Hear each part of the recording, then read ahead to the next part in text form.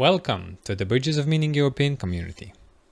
In this video I talk with Stephan. This is our second conversation, and we talked about how to better connect with people and the fleeting nature of relationship, either in the real life or with the Bridges of Meaning community itself. I just do like what Matthias, he told me something a week ago, a week and a half ago, that sometimes we need to have conversations that are not recorded, not for use for other people to see and to have, yeah, it's kind of freeing us to be more authentic, something like that, with each other, because I'm really hesitant to mention other conversation, other people that I had conversation with, because I've listened to them for before I edit and try to see if there's like a slips of people saying something that maybe shouldn't, they don't want it to be published or something. So I'm at the beginning of this recording road, and I'm really careful about it. So I do listen to every conversation, and I do try not to even mention other people and other people like conversation that I had. If it's regarding myself, I don't care. I see what you mean. I will gladly send myself to be crucified by the internet, but to send somebody else, I'm more hesitant. So I understand this idea that we need to sometimes have conversation without recording, but as we sometimes, like in Israel, say, I'm in a schwung. That's old Yiddish. I know. It's part of Israeli jargon. So I'm in a schwung. So I let's record everything. This is fun because schwung. I mean, in German, that's just its standard word. Yep. It's nice. Well, I can relate to your hesitancy, but I mean, the last time we did it, I felt it was just a natural conversation, and I did not feel that it had a framing, that it was being recorded. Sometimes you get this. At sometimes conversations, especially in the internet, have this kind of staged quality, where there seems to be kind of pre-script running behind the conversation already. But I listened to our conversation again as well, and I thought that had no pre-script, but it actually developed some kind of flow, and I didn't expect the conversation to go that way, and in a positive sense, I mean. So I realized that it's really true what Jordan Peterson says, that actually you have to speak out loud to think. And I was amazed at the thoughts I was saying, because I did not expect myself to have some of these thoughts and ideas. And I realized, okay, what did I say there? Did I just say that? Yeah, I have the same experience, the same one. I'm listening to the conversation that I'm having with people, and sometimes I'm going to some element and trying to figure out, and then I have a revelation. Oh, so this is what I'm exploring right now in the last week, because I'm repeating the same story or the same element and trying to figure out what exactly that comes to my mind. And you notice it only when you're hearing yourself speak to other. It's a very weird experience. Yeah, it is. It's a very and but I enjoy it. I actually quite enjoy it. I enjoy in the moment when I'm speaking with somebody, but I'm noticing that I'm so mentally drained after a conversation. I'm very tired. But then again, this is not just some casual conversation with your everyday spouse. It's many times really intellectually demanding ideas that we throw around, and we talk about issues many times that are not, it's not the usual thing, right? So I don't know how you experience that difference, but I see that there's a marked difference between conversations I have on the Discord and conversations I have in real life, which is not to say that the Discord is not part of my real life, but you know, Aaron would say, okay, that's a simulation. And he probably is right about that. I mean, Baudrillard has this idea of simulations and simulacra as well, so that's nothing new. But actually, this is the intellectual playing ground. And so, of course, I mean, when you think, you have to, I mean, you develop the idea, you speak it out, you know, get the feedback, you do the loop. That's a demanding task. That's not just, okay, what are we going to have for lunch? Who's going to do the groceries? Who's going to do the dishes? That's, I mean, that's not very demanding conversations, although it can be emotionally draining depending on the person you're talking to. So I think that is part of why these conversations might have the effect that you're tired after them. Yeah, not to my specific experiences, not exactly, because I do have a lot of conversations, difficult one.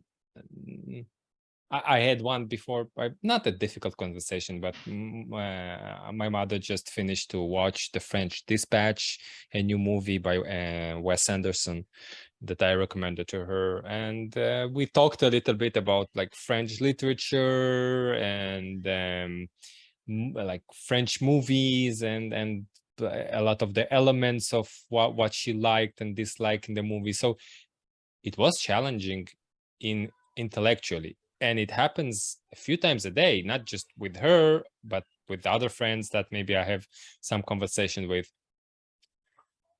But here is different. First of all, I do feel a certain pressure of performance.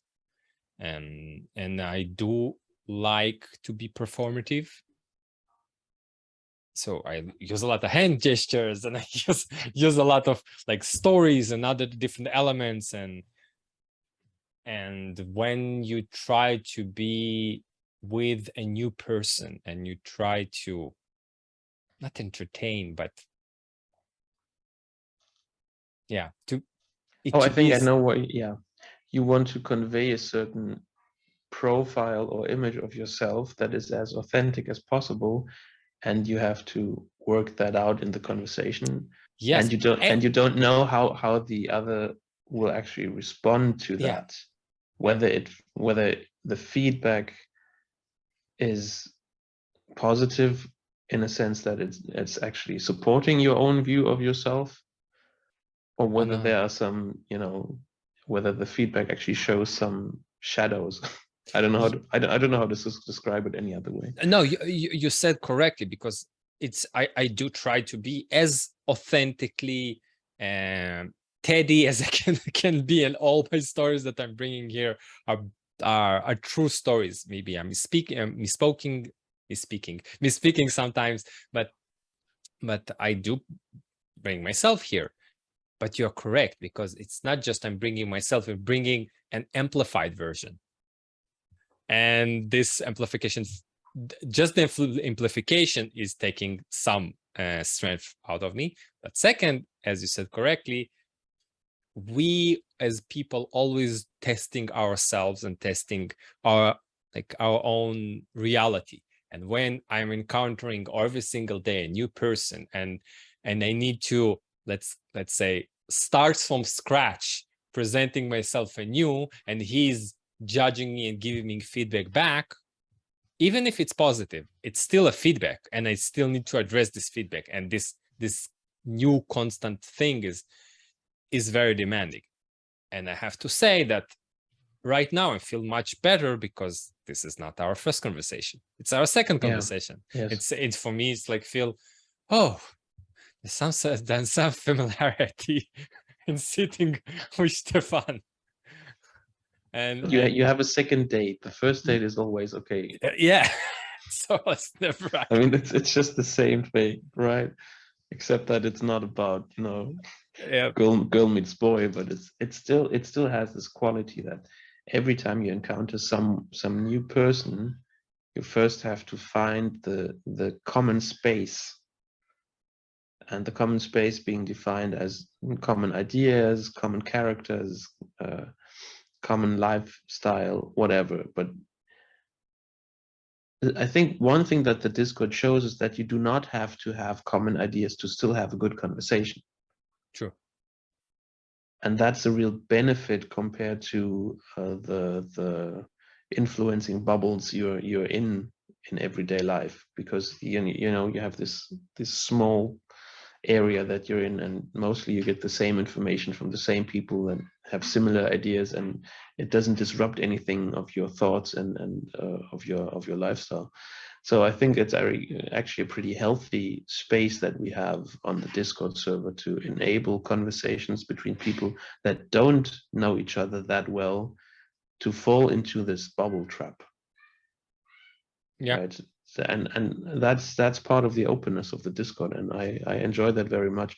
But I realize that it really is energy consuming to get in contact with all those strangers. And I feel the same when I'm chatting, just writing some notes, and I don't know how's the reaction going to be. And you don't have all the non-verbal signaling that takes place when you're nodding your head right now, so that's giving me positive feedback. You don't have that when you just write down something in the chat. And I think that's why the video conversations are so much more valuable than just the written text, especially since the written text is always liable to interpretation and risks of escalation, which I don't think exists as much in the one-on-one video conversation, because you see the reaction of the other side and you change your communication accordingly, which is not as easily done when you're writing text. I've experienced that in my job life as well, that anytime something escalates, it usually is because of some long email. Yeah. Not because you picked up the phone and said, oh, I'm not really confident, I'm not really sure about this. It's something totally different when you write it. I don't know why. Yeah. Even to get the feedback. So I sent a friend a video that I had with a conversation that I had with somebody that I was hesitant about, and I sent it to a friend and asked him, okay, can you give me like a feedback about this conversation? And he wrote me an email and like, oof, that's harsh. I it's I don't accept that criticism. And I know that when I will speak to him about this conversation, it will be completely different, because it will be with much more depth about what exactly that I really wanted from this person. Because maybe I didn't want his opinion about my thoughts. Maybe I wanted just reinforcement, like, oh, like, it's good that you are doing that. Maybe and he will pick that out from maybe my hesitation about like showing this video and my thoughts about it. So those kind of elements are completely solved on the face-to-face compared to text. And still in the direct conversation, I think it's really interesting to see someone like John Vervaeke, because even in a one-on-one conversation, he still is very, very keen on saying, okay, I'm going to say the following, and it is not meant derogatory or in any sense devaluing to what you just said. I'm just trying to frame it in the following way so you can follow what I'm thinking about. So he's very careful in working this out and getting the difficult issues, trying to work them out so that it doesn't resolve in a conflict, so it doesn't get propositional. And I think that is what you can work in and around only when you're in a one-on-one conversation, or in real life, when you have people sitting together at the same table. That's how you can work things out and actually say, okay, you know what, I'm going to reduce my speed of my language, I'm going to lower my voice, I'm going to focus on what I'm saying, I'm trying to convey information with everything around what I'm actually saying. So that's part of the package, and that works only in conversation, not in text, because there's a lot of information that's associated with it. What is, let's try to dream for the future. What do you think need to be done with remote connection or remote conversation that will improve upon what we have right now and bring it closer to being a reality? Yeah. So is a conversation in a VR is better? Not better than that. Like I'm not saying not reality. I'm not comparing to reality. Yeah. I'm just talking about better than what we have, because if we want to build a society in a broader spectrum, we'll have to solve problems remotely with people who are thousands of kilometers distant from me. And so like we're doing right now, and we're doing on video. So I'm just asking, how can we improve about what we have? So one of my proposal is to find a way for incorporating teleprompters in our conversation, because then I can look at the camera and can see your eyes. Right. So this is like one element, but there is probably more. Maybe this is not enough. Maybe a VR, VR kind of thing, because then I can change my head movement and I can see you comparatively move to that, or like I can see your side of your head, or what's written on your earphones. And even this maybe just bit will just help. And I see what you mean. I recently I saw a DIY video about this kind of, how do you make a teleprompter yourself for your tablet, and I was amazed of the result. And it doesn't seem to be just somewhere out in space that you can do it. So I think that would be a real first step. Apart from that, I don't see virtual reality as having any benefit next to maybe this teleprompting idea that you see directly the other side. And actually, I think in general it would be useful to have many breakout rooms with video connections on the Discord server, and people should be in conversation with camera. I guess that's one thing that I learned as well, because it does change the conversation. And you can do both. You can have a local community where you try to have meetups and get into regular conversation there, and you can have the digital version, especially because it bridges distances that you wouldn't be able to bridge any other way. I think that is really valuable, and that's a benefit of the internet and of modern media. But apart from that, I agree that when you hit the record button, it is always framed already as something different than the usual conversation. It's not staged. Maybe it is, but the thing is, in the moment that you have the recording button, it turns into a performance, or it risks being turned into a performance by one of the conversation partners. And I think we should be very careful not to go down this trail of performing in front of each other, because that's exactly not the authenticity that we want to develop and build up in this community. That's something totally different. I don't know whether there's a causal relationship to the fact that we recognize being recorded, or whether it's just that we think we should behave differently once a camera is on our, on us and something is recording. I don't know the causal mechanism there, but I think it might have, some kind of reasoning behind that. Yeah, it immediately took me to that there's a scholarly differentiation between Plato and Socrates.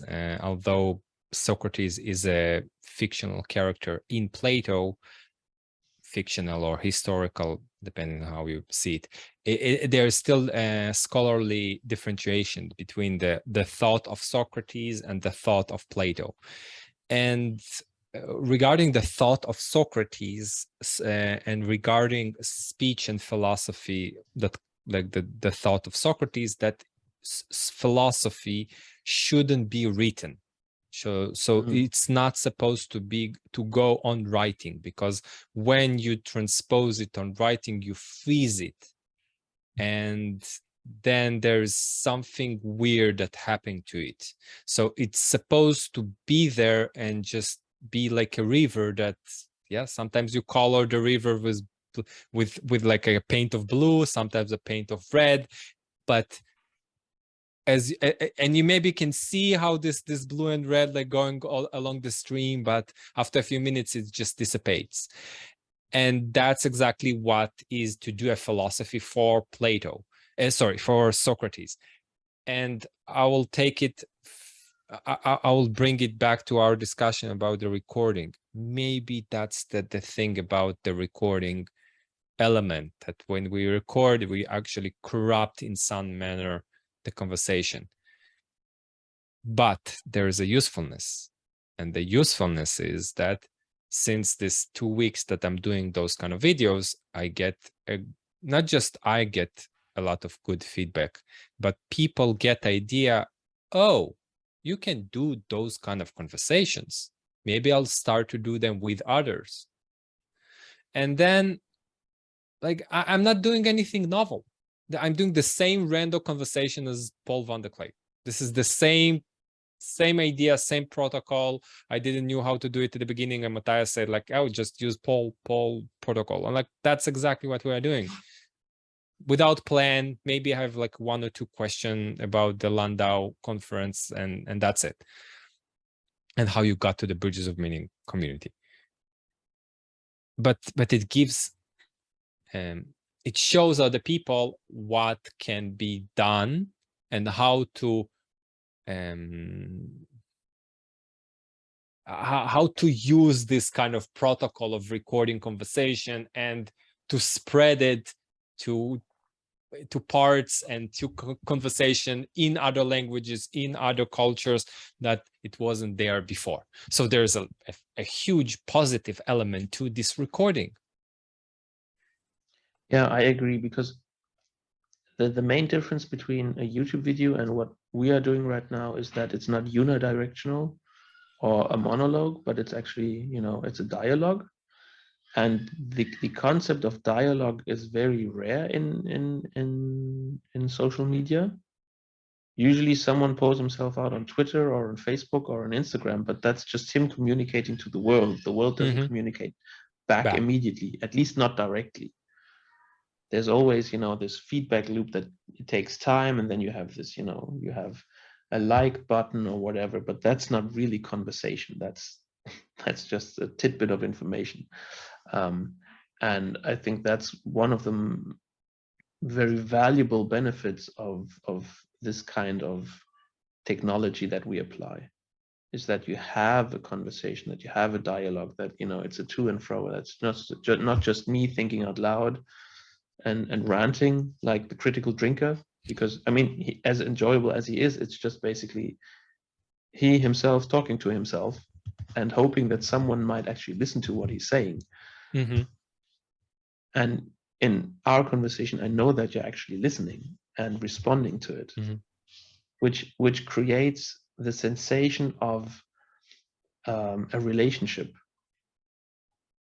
And basically, we all want to be in relationships, and we want to be in valuable relationships. So what we need is conversations, and these conversations, obviously, it seems, don't take place as much in real life as they should.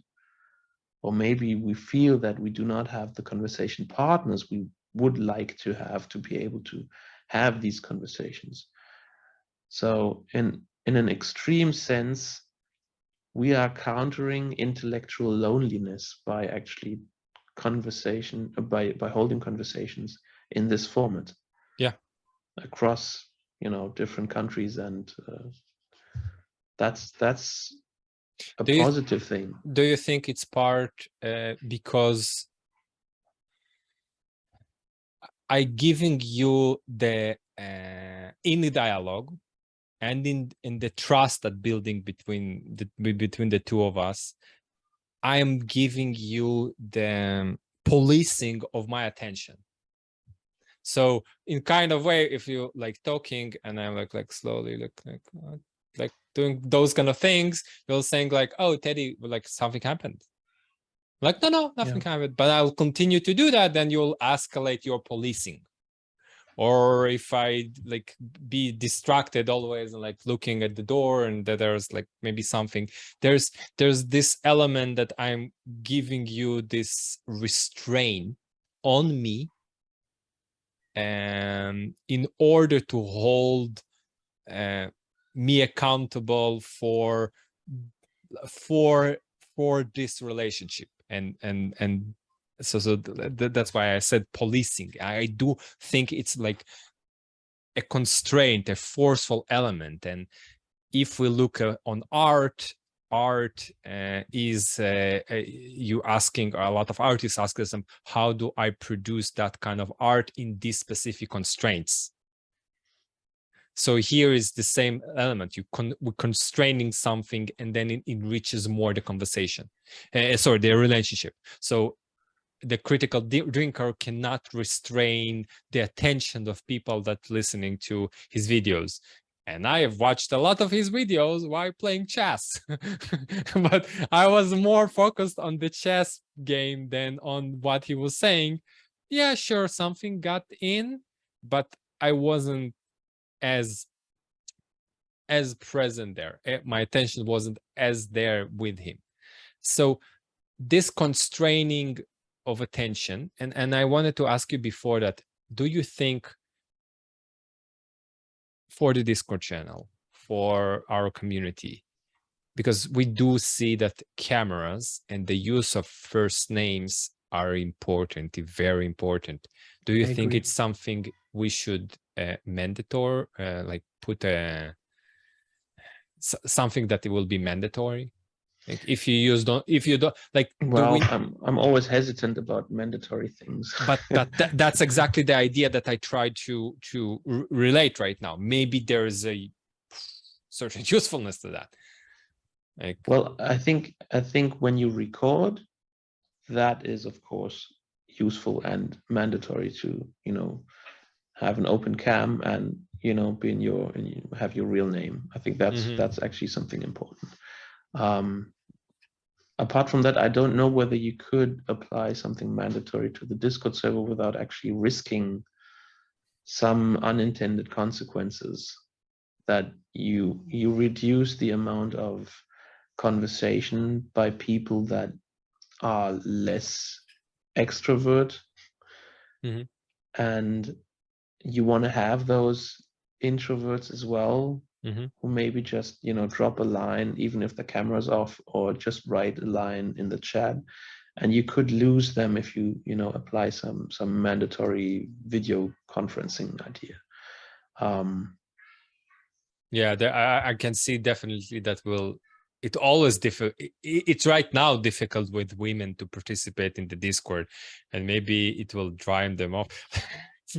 I've been witnessing to some really interesting scene this week in the Discord. So there's like two guys talking, and I was editing a video for the Bridges of Meaning, and I didn't participate that much, but they talk about in quite a vulnerable way, but also very manly, vulnerable way. And they're talking about jujitsu and talking about different stuff. and just shooting the shit with each other.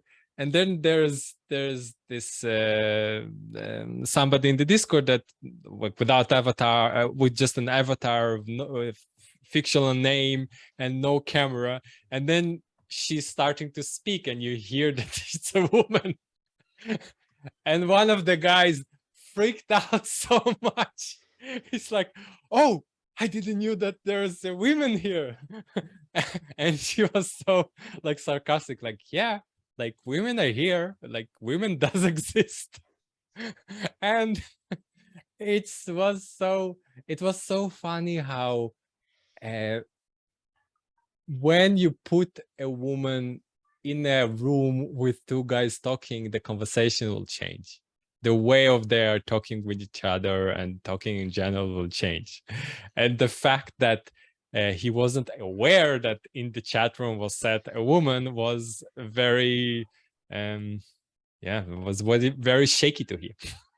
Well, I mean, that probably is also due to the fact that these people don't know each other already. Sure. So if you have, you know, if you have women and you have men and they have had a common past with each other, as short as it might be, but they have already gathered information about the personality, about the character, about the behavior, you know, the communication style, and that makes it much easier to just keep the conversation as it would be without the woman present. Mm-hmm. But we still have to do the groundwork here. We still have to get to know each other. Just because you wrote some intellectual, you know, ideas and someone reacted to it in the text doesn't mean anything. It's not a relationship. No. So I think what we are doing right now is we are building a relationship that is much different from what we might experience when we just, you know, scribble down some thoughts in the chat and then drop out again. Because as you say, the camera forces you to focus your attention. The camera focuses its attention on you, and you have to focus your attention on the screen, and that confines, as you said, the possibilities that other information might actually get into your attention space. So that is a positive effect of the recording button. Yeah, sure. And indeed, that you constrain yourself, obviously, even if it can, you know, it can slip into the performative. That's not necessarily the consequence of it, but what it definitely does, it reduces the possibilities of you not being attentive to what you're actually doing. Yeah. What do you think about, let's call it a problem or not a problem, that people are coming to the Discord to get something, to improve their life, to make it more physical. And once they're managed to do that, a lot of the time they become really busy because they form already a relationship and they're not available to the Discord anymore. And maybe slowly they leave. So I'll just give a small example. People who were at the beginning in the Discord and try to find really some connections to other people. Let's say, like at the beginning of the Discord, when I joined the Discord, I tried to connect with Sherry. And I just wanted to speak with a woman that is part of this community because, yeah, like not just with the guys. I want like really to see a woman perspective, but it was really hard to reach her, and I didn't manage in the end to reach her and to have a conversation with. And later on, I spoke with Cassidy, and she said, like, yeah, she is busy, and she found a lot of connection already on Discord, and now the threshold to reach her is almost like she's not available. Like she found what she needed to find from the Discord, and now she's less here. Yeah. And that's okay, and that's understandable. And maybe that's happening as well with other people who are coming to the Discord. like I was much more available and reachable at the beginning because I didn't have friends and didn't have a connection with the people. Now that I have more friends, and if I turn the Discord, I have like something to do for the last hour because I need to reply to messages and I need to organize some stuff, and like I have plenty of things to do when I'm logging into the Discord, and I just open and then sit at the chat room and wait for Adam to enter it and have a conversation with. So I mean, what you see on the Discord is that it's not the Randos United server or the Randos United channel is not random, even though it goes by that name. It might have been random at a certain point, but by now there's a distinction between certain groups of people that regularly are in conversations and even have conversations partners that Paul Vanderklay might have and others might have, like you say, Nate Heil and John Vervaeke. And before that, it was John Vervaeke and Peugeot, or maybe John Vervaeke and then you have PVK, but it drizzles down. yeah. So, but there's a distinction that you have the really randos. Yeah. And then you have this kind of one level up rando conversations with people that have been very long in this corner of the internet already and built themselves a certain profile. A hierarchy is forming. Indeed, there's a hierarchy forming, and there are people at the top and there are people at the bottom, and most of the people in the Discord are at the bottom with regards to the content and the output that you have on YouTube or in podcasting. That's not meant in any derogatory sense. That's, I think, a usual and absolutely natural process that takes place, because some people have more ideas and some people have more time, and there's some economic issues related to that as well. And I'm fine with that. But as I said, I think in the last conversation we had, I experienced much more joy and positive benefits with these really random conversations with people that I get to know in the conversation, and that we can find similarities and differences, and not be in this, it's already some kind of constraint in these one level up conversations, because it's much more propositional. You have much more intellectual background knowledge that you need to have to follow those conversations or actually get into that conversation into the first place. Yeah, the Discord is self-selecting for people with openness. Yeah. So it's already one level up, but you said that there's like it's one level up because it's people in the Discord, but still like you like to speak with the people, the randos, the true randos, as you said. Yeah, the true randos. And I think Sherry is not in that lower anymore. Yeah. Third anymore. She's one level up. Yep. And I think that's fine. It's wonderful if that is the case, but it just shows that it's not as easy for you to get into the conversation with this one level up. Though I would add that I've had chats with Nate Heil, and he actually said, "Oh yeah, you want to come over? We can talk on my channel about that." So it's not that it's not reachable. Yeah, of course. Like I needed something really specific to get from Paul, and I sent him in the message, and after 2 days he's like specifically sent me something very specific that I need. So even Paul, which is, let's call it the pinnacle of our hierarchy, is still reachable. And still we can still, but it's also interesting how it's fractal. So and maybe that's what I presented it before, that what we started with this Matthias and Cassidy and maybe myself, that I entered to this forced myself into this place with this YouTube channel and those random conversations. We actually mimicking the whole structure, the whole community of Bridges of Meaning, but we're mimicking it in a very small our corner of the Bridges of Meaning. So this is the I don't know, European German corner of this bridges of meaning. And yeah, like it's the niche inside the niche. And as the whole structure is growing, so the whole Discord bridges of meaning community are growing, so does our, or maybe the opposite, because we are growing as a smaller piece, then we expand the broader broader hierarchy. So at the beginning, at the beginning of this argument, I said, okay, so this is a problem, because I do feel that people are getting relationship, getting a certain elements that are lacking in their life through the Discord, and then they feel that, and they're leaving.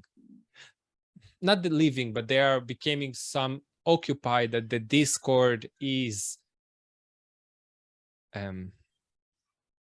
not part, I cannot say that it's not part of their lives anymore, but I mean, that's the idea of the estuary, isn't it? It's exactly? The Discord, the BOM server it's a phase of transitioning.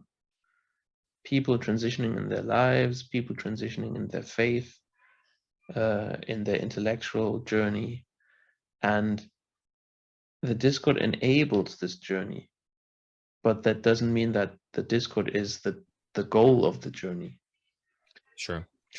And yeah. So I think it's it's actually quite natural for people to experience this kind of transition and then say, okay, well, it worked for me, but now I have something else. I mean, life's a journey. Yeah. And it's wonderful if you have a fellowship for a certain amount of time. Yeah. Which is basically, Lord of the Rings. You have until we get to Mordor, yeah. Until you get to Mordor, and you still have a fellowship afterwards, but it's reduced to just one person. Yeah. It's just, Samwise and Frodo. It's those two. That's so they grow in a relationship within, a larger context. And when push comes to shove, this larger context reduces itself to just the two. And in the end, after the final destination is reached, they return to this community. But it's not that this community is always present during that journey, but it's the starting point of the journey. So my hope is that actually you have maybe two different approaches to the Discord. The one is you begin your journey and you build your own relationships within that community, and then you set out to travel. And there are people, mid-ages like me, or even, seniors like Paul van der Kleed that have gone through the journey and are now back in the community and say, okay, you know what? I want to have the Discord to be part of that community. I agree with you completely, but I'm maybe trying to touch upon something that is part of my personality and haunted me for probably most of my life, is this element that when you just discovering like this piece that become piece of community of or maybe a piece of movement, or you following somebody that you feel that you joined, and after a few weeks or a few months this community or this movement becomes a really important to you, and you are already seeing you're already developing a nostalgia for this place, for like you see it crumbling, and maybe it's not the case, maybe it's just the beginning of something, but I always, me personally, and maybe it's my default and my relationship with nostalgia and memory and like the curse of a good memory and be able to remember events in a very high detail, maybe it's my specific curse, but I'm entering this community. I'm saying, oh, it's like it's 3 years already, and people are leaving, and joy is leaving, and there's the changes that happening, and like I already feel a loss for some city that I just discovered, and a ruined city. And maybe yeah, maybe it's not healthy. It's not healthy for me to do that, but I still feel that. I'm already crying about the end of the conference in Landau, and it didn't even started. Yes, I mean it's part of the age of decay that everything withers, and there's a season for everything. And this is the realization that, you know, entropy exists. A broken egg cannot unbreak itself anymore, and you realize that every single day. And that's something very valuable, actually, because it helps you, you know, focus your attention on what's important and what's relevant, what's on your relevance landscape, on your saliency landscape. And so I think that's, again, a natural consequence of people getting into, you know, these kinds of conversations and these communities. You have the formation, and then it feels, you know, really exhilarating and exciting, and everybody's all up in their emotions, and then you realize, okay, wait, something's off rail. We have to work on it. So you build these kind of protocols and rules and norms, and afterwards people drop out, and you have kind of it becomes a regular experience. So it's performing, but it does not have the romantic quality it had at the beginning with the formation and the storming phase. And this happens in every community. This happens in every club. This happens in every team. Every job that you every start. job that you start, every political change that, you know, occurs. You always have this formation, exhilaration, and wow, and now we're in party and we're the job and whatever. And then it's like, okay, we want to run forward. And then they realize, okay, reality is hitting me back. So how do you cope with that? And I think that will be in the Discord as long as it exists. Yeah. Which is just something very normal. But it begs the question, why are we here? Am I here because I feel the need to experience this romantic bonding? And which gets me back to the idea that very much indeed the BOM is part of a solution to loneliness in an abstract sense, maybe not in a concrete sense. But look at Griswold Grimm's channel.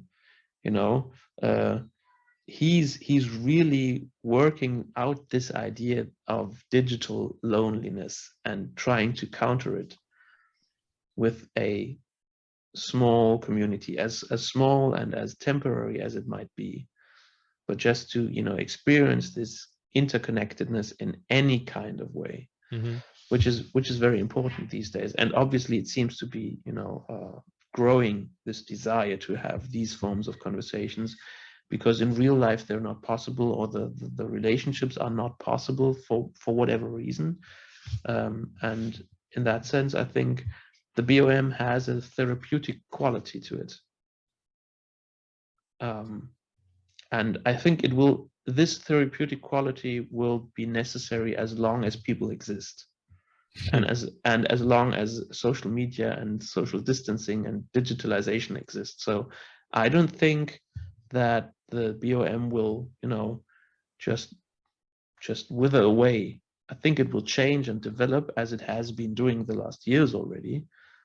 But the basic idea, I think, is very much sustainable. Yeah, I think I agree with you. I think I agree because what my experience showed me that a lot of the time that I'm entering this romantic new new societies, new jobs, new ideas. They're just the beginning of something really, really huge and very, very big. And yeah, as I always said, like, oh, I remember looking nostalgically at the like 400 or 500 episode of Joe Rogan and said like, oh, the best is already behind us. It was like 200 episodes before Jordan Peterson. So I didn't know what it's just beyond my horizon, just coming, the train that was coming towards my way in the episode of 877. I mean, it might sound overly simplified, but you know, in a very general sense, this is the human condition. Yeah. Experiencing something positive and realizing that it's not permanent. Yeah. And that, I mean, that is what am I to say about that? I mean, poets and philosophers have dabbled with that question for the last 3, 4, 5,000 years, and we still haven't found an intellectual solution to it. I think you have to experience it. It's not propositional, it's participatory. It's the realization that you are part of change, even if you don't like change. But you know, time changes, so you are going to change as well. Every part of your body changes. You know, no organ stays the same until you die. You know, they've changed several times. So the question is, it's an ontological question. Where is the me located in all that change? And what creates the stability of that me, of the I? And what creates the change? And these questions are they are so tough to answer, or even to try to find an answer, that it, you know, to me it's easier to actually say, okay, if I am in movement, in change, and I am the one that is moving, maybe I need to change my coordination system, my coordinative system, to a focal point from where my change is being observed. And that means, you know, if I am able, for me, I'm a Christian, so if I see the focal point is Christ or God, every change that I experience still is in relation to that not changing, to the unchanging. And that creates a certain kind of emotional stability to be able to endure the change that's taking place, because it's not totally free floating. It's not a Brownian motion. It's not, you know, the molecule in a fluid that's running wild and you don't know what's happening. It's actually related to the observer, the unobserved observer. And that gives, you know, a kind of grounding to everyday experience. And you can realize that, okay, even if change is big, it does not mean that the fundamentals change in a way that disrupts all of your reality. Yes.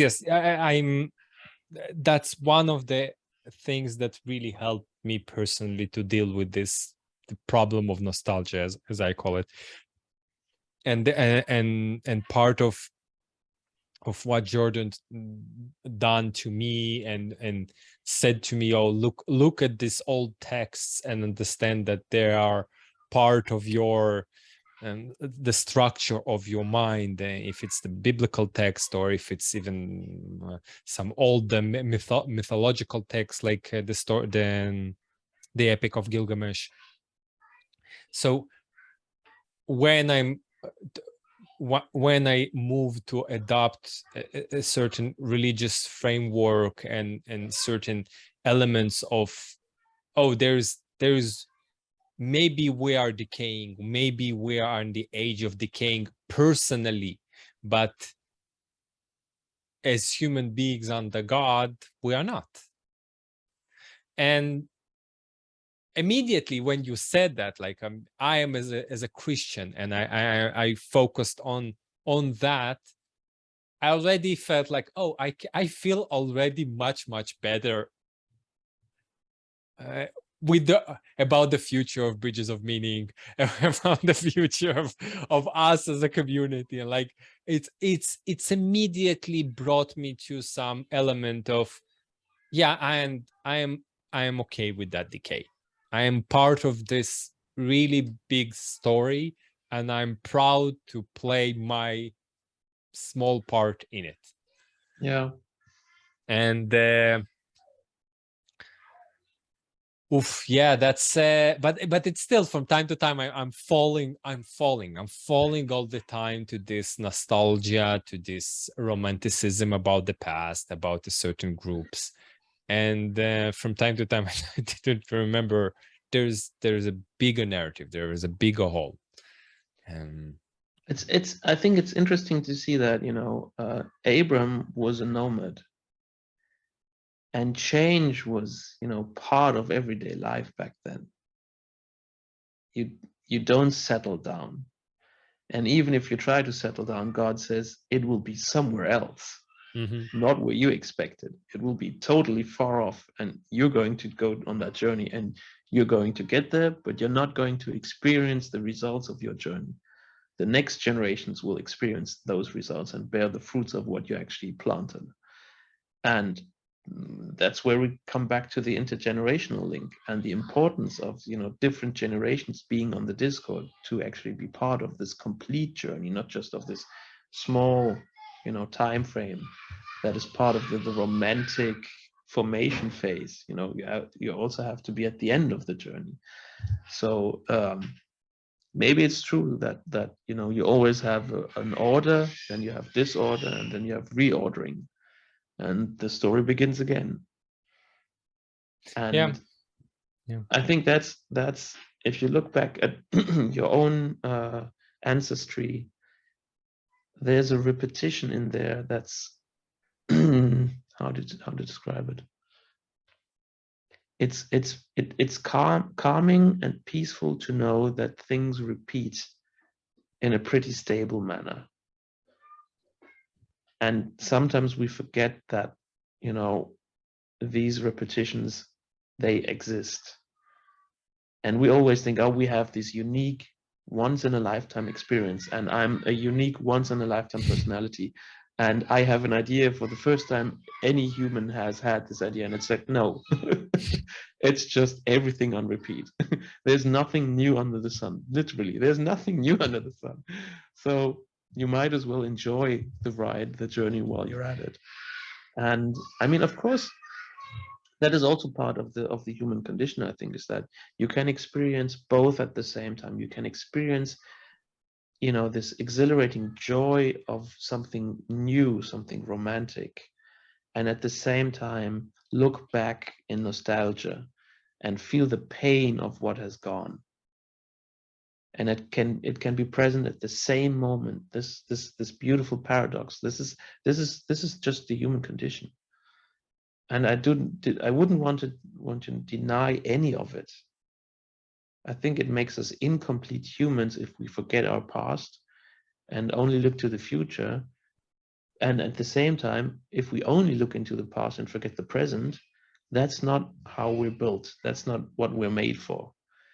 And the balancing of being in the present while experiencing the change that obviously occurs when, you know, looking forward to the future, and being rooted in your own past is something that, you know, that's personal growth. I think that for me at least is one part why I'm on the Discord server, because I want to, you know, realize where are my roots in the past, where am I situated right now, and where am I looking forward to.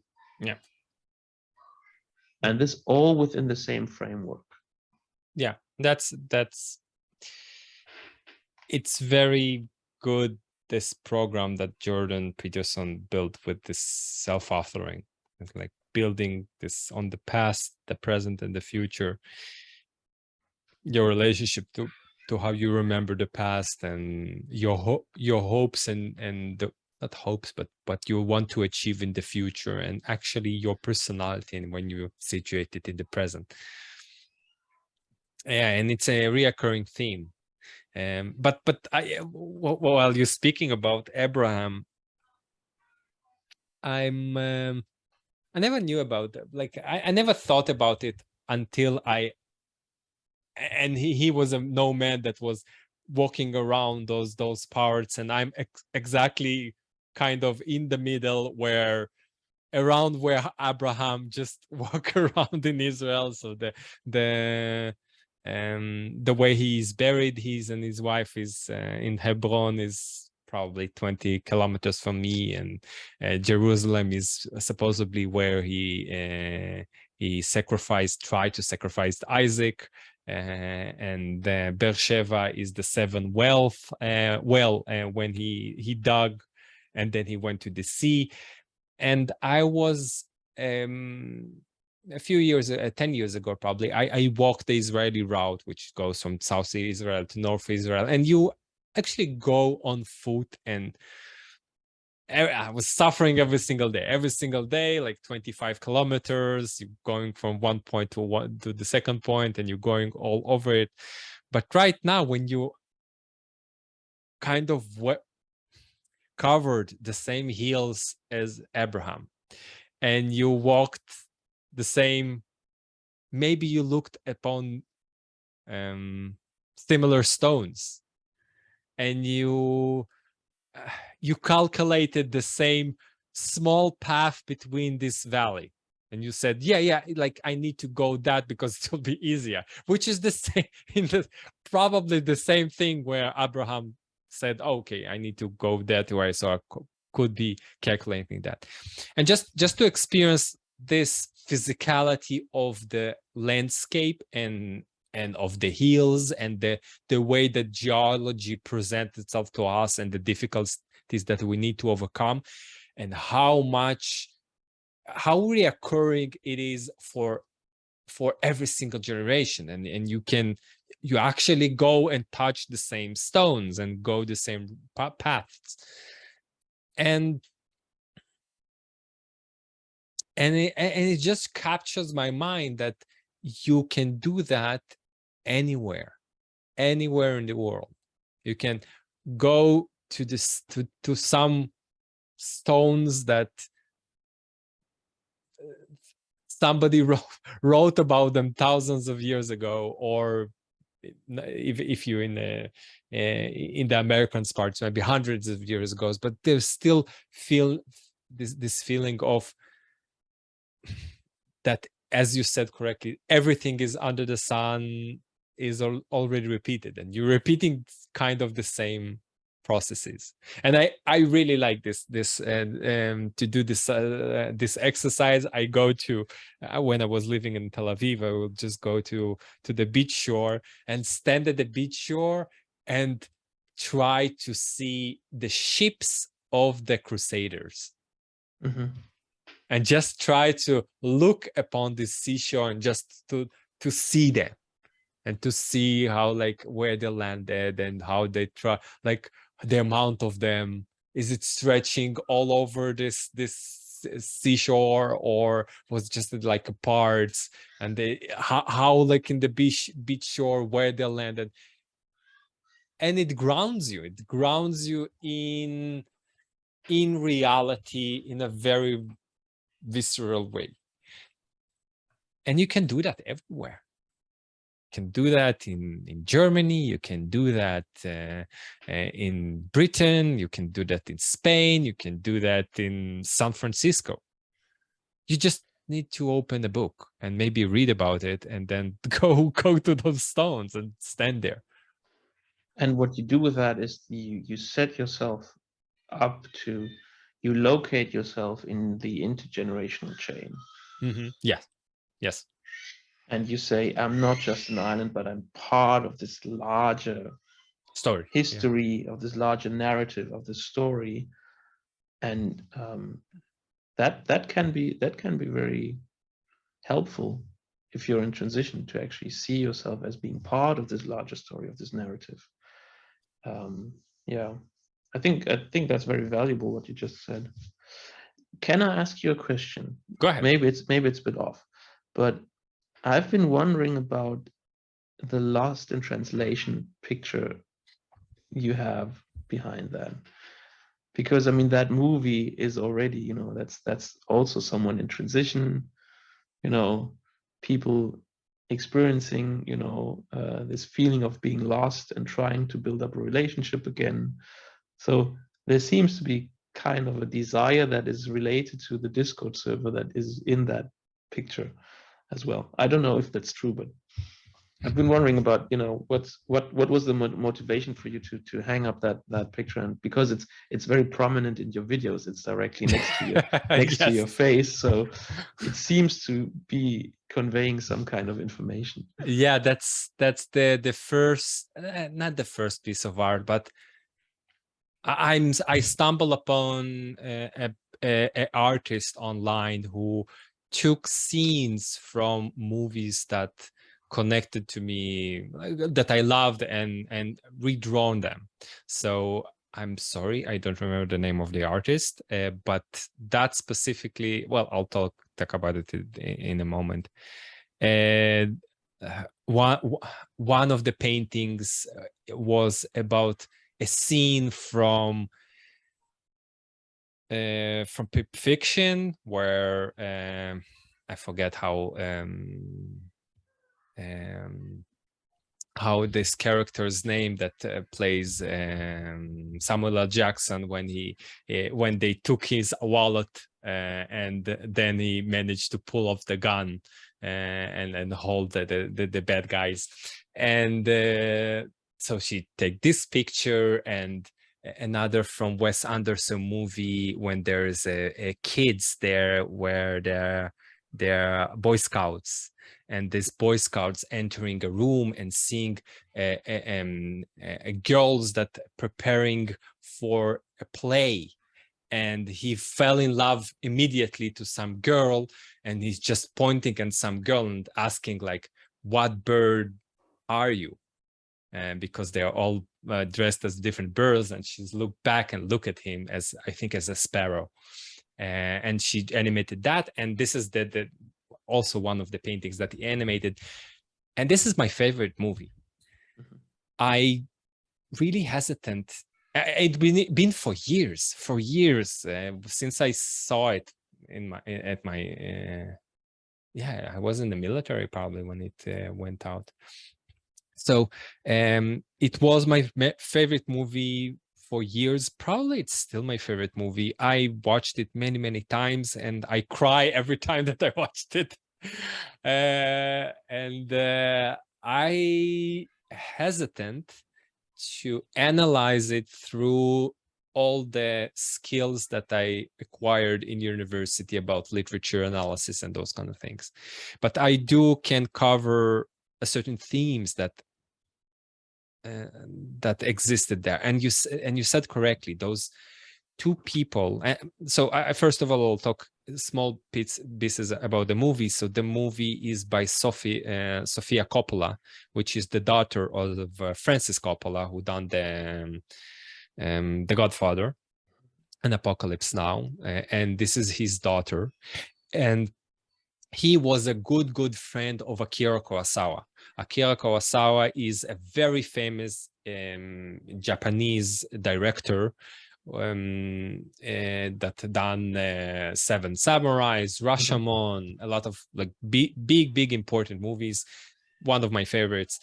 And her father was his friend, and he actually helped him with some movie while she was a girl, and they lived in Japan for a while.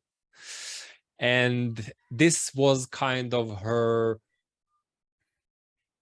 love letter to Japan and to her childhood.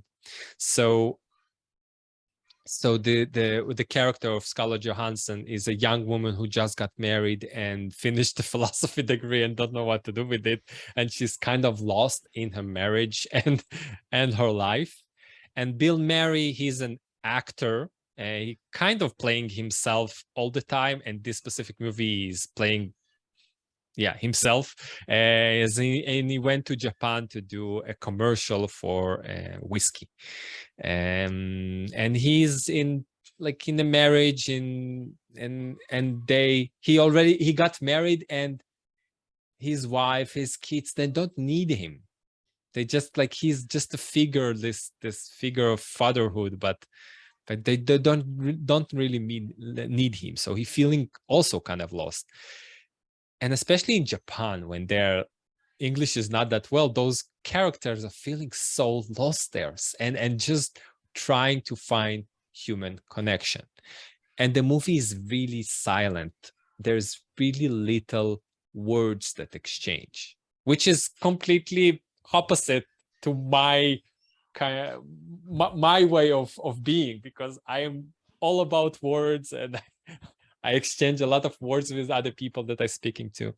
But the feeling of loneliness and just trying to find a soul to connect to, and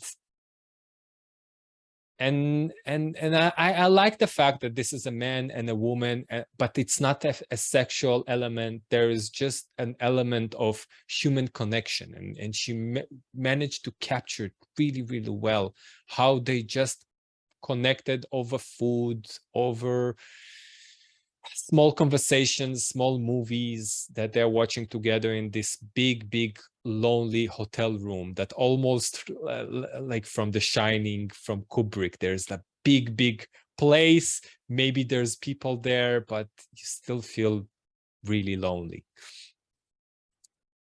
And I also cherish this element of two people meeting each other, having a connection, exchanging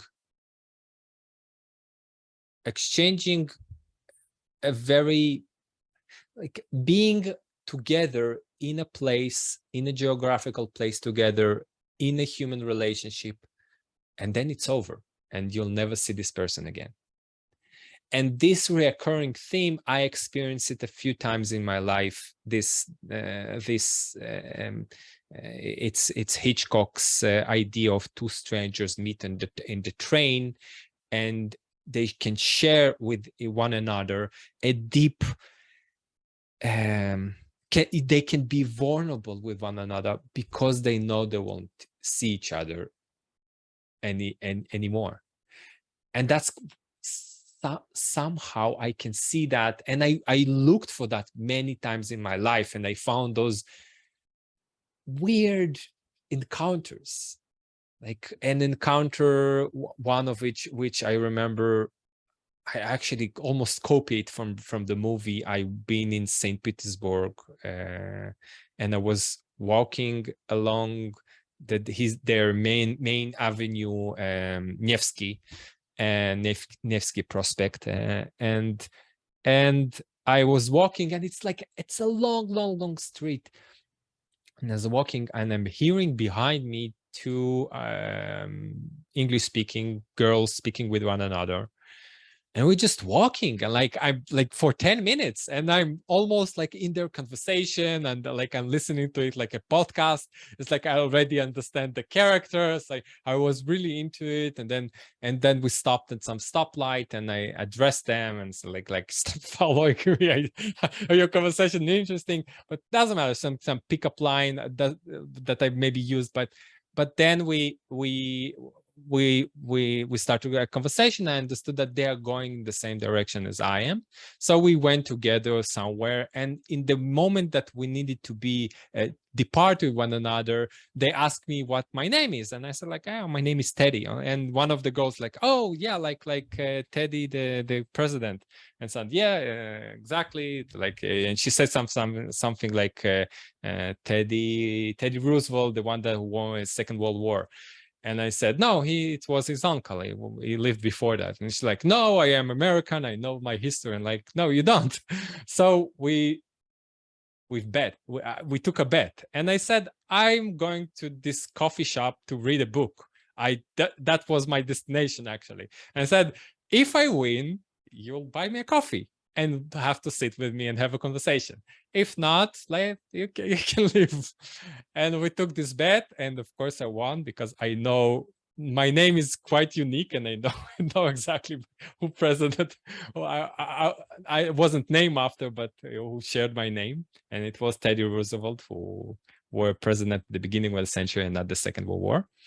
And we went to this coffee shop, and we had a conversation. And the American girl left because she went to her job, and the other girl were from South Africa. I don't remember her name right now. It's a very common Catherine, yeah, like Catherine the Great, right? And we just sat there and spoke for 6 hours, just sitting, having a conversation. And in one moment I said, oh, okay, like I understood that it wasn't like an element of hitting on her or trying to get like sexual, like not that. It's just like I really enjoyed the conversation. Probably will end here after we'll stand and leave this coffee shop. So I said to her, okay, like tell me something that you'll never tell anybody before, and I'll tell you something that I'll never told anybody before. And so we share this secrets and this revealing ourselves. And it was a very meaningful conversation. And afterward, this small hipster coffee shop with a lot of board games and sophisticated board games, not just a regular one, like with Go and like different elements in the middle of St. Petersburg. And at 9 in the evening, we just stand down, said goodbye, hugged, and that's it. Never saw her again. And that kind of connection has something, this element that it will be, the person will leave and he will stay there just in memory. And he is an important person she is an important person that I've met in my life. So there you have the answer to the question, how you deal with your nostalgia. It breaks me. And the Discord server. No, but Stephan, it's so hard. I'm a sucker for that. I look for those dramatic elements, and I look for those. Yeah, you remember the end of the movie. You know, he whispers something in her ear, leaves, and she looks back and smiles. So that's the moment of enchantment. Yes. That's the realization that there's a deeper connection between two human people on this lonely planet that will still exist even though the relationship is not any longer. And this is actually a spiritual journey, feeling connected to other human beings on this planet, even though you don't know them, and realizing that we are part of this one big creation. Yeah, but it's still so and difficult. we all, I mean, what you did is, in those small conversations, even if they're just, temporary and they have an ending, we realize that every one of us is part of God's greater image, and we are all made in his image. And that is something so beautiful that you can be very romantic about it every single moment. Yeah. Of course the world is ugly, but it is just so unimaginably beautiful as well. And the beauty shows in relationships to other humans, because in these relationships we see glimpses of the beauty of God, of the existence of being as such. So I think that can be part of why the Discord server is sustainable, because in these conversations we experience this beauty. In the end, beauty will save us. I think we should land the plane and say this.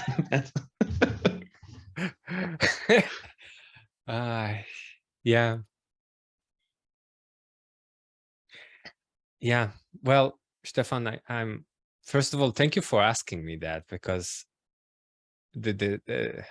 about the painting, about the movie, because I had the longing for a long time to tell about it, what I'm really feeling. And how important the movie to me is, and those haphazard, but those encounters that we had, this true rando conversation that we're having with each other, and the unknowingness of, is our relationship has a future or not?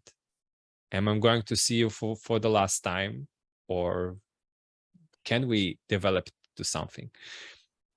And this this unknown that is in front of us all the time, every time that we encounter a new person, or even an old person, you'll never know when is the last time that you will see somebody. You never know. Like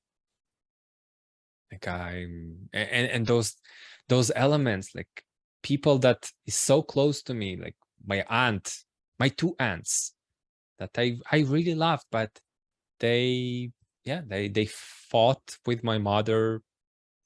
One of them because of legitimate things, the other because my mother wrote a book about her stories and our family, and her sister didn't accept that, and like it wasn't acceptable, and that was the last time that I saw my aunt. And I spent so many beautiful hours and a lot of childhood memories in her house with her kids, with my cousins. Maybe there is some reconciliation in the future, but you'll never know. It can happen with a stranger that you just met, as you and I, but it also can happen with people that been in your life for forever. Yeah. I mean, these are existentialist realizations that, again, that's part of the human condition. And I thought that your story was beautiful, how you related to that movie and what it means to you. And I think if you look back to this conversation, there's a theme that's running in this conversation, even if it's just 1 hour and 30 minutes, but that's a theme. And I think the ending of talking about, loss in translation, it's just it's beautiful. it's a wonderful finish. Stephan, thank you very much. Thank you. I'll thank you. That's all. Thank you. I have nothing more to add. Okay. Then have a good time, and we'll until talk next time. Until See next you time. soon. Bye-bye. Bye, Stephan.